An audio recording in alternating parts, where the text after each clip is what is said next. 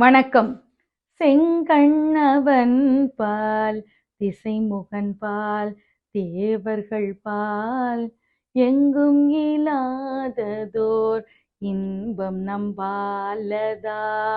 கொங்குண் கருங்குழலி நந்தம்மை கோதாட்டி இங்கு நம் இல்லங்கள் தோறும் எழுந்தருளி செங்கமல பொற்பாதம் தந்தருளும் சேவகனை அங்கண்ணரசை அடியோங்கட்காரமுதை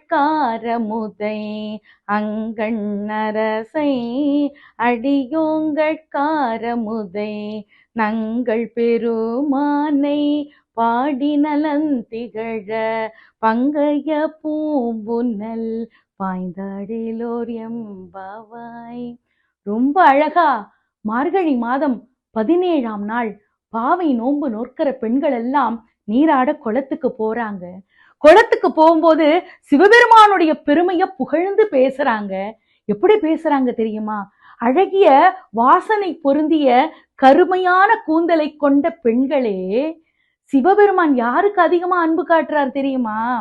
சிவந்த கண்களை உடைய திருமாலுக்கும் 4 முகங்களை உடைய பிரம்மாவுக்கும் இந்திரன் முதலான தேவர்களை கொண்ட அந்த தேவாதி தேவர்களுக்கும் கூட காட்டாத அன்பை சிவபெருமான் அடியவர்களான நம்ம மேலதான் காட்டுறாரு.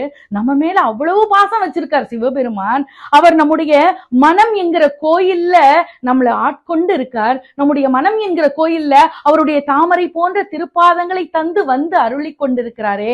அப்படிப்பட்ட சிவபெருமானுடைய பெருமையை இந்த அழகிய தாமரை போல பூத்திருக்கிற தாமரை மலர்கள் பூத்திருக்கிற இந்த குளத்துல நீராடும் போது அவருடைய பெருமையை பாடி பாடி மகிழ்வோம் அப்படின்னு ரொம்ப அழகா பாவை நோன்பு நோக்கிற பெண்கள் எல்லாம் சிவபெருமானுடைய பெருமைய ரொம்ப அழகா பாடுற மாதிரி மாணிக்கவாசகர் பாடியிருக்கார்.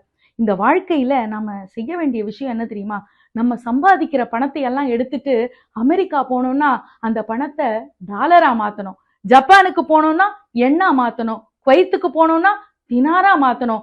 ஆனா நம்ம இந்த உலகத்தை விட்டு மேல் உலகத்துக்கு போனோம்னா இந்த பணத்தெல்லாம் புண்ணியமா மாத்தணும். இந்த புண்ணியம் எம்பெருமானுடைய நாமத்தை சொல்லும் போதுதானே கிடைக்கும்.